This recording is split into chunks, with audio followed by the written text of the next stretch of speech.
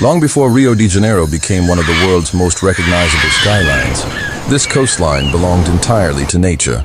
Beneath the towering granite peak of Sugarloaf Mountain, a vast Atlantic rainforest stretched to the edge of Guanabara Bay. Towering trees, colorful birds, playful monkeys, and untouched beaches created a landscape that had remained unchanged for thousands of years.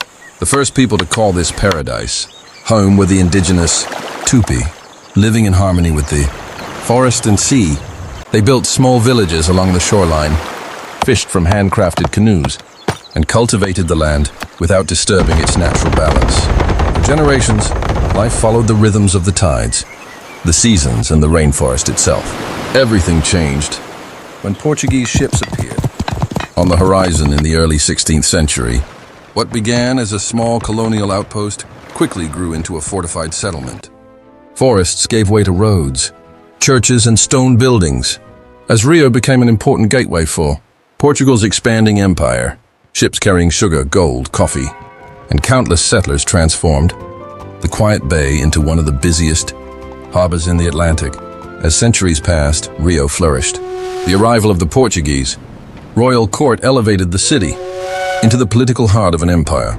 Elegant government buildings, grand public squares, opera houses, and wide boulevards reshaped the colonial town into a thriving capital where wealth and culture flourished beside the sea. The Industrial Revolution accelerated Rio's transformation even further. Steamships replaced sailing vessels, railways connected expanding neighborhoods, and factories introduced an entirely new rhythm to city life. Electric lights illuminated the streets, while trams and modern infrastructure carried Rio confidently into the 20th century. Soon, towering apartment buildings, busy highways, and iconic landmarks began defining the city's skyline.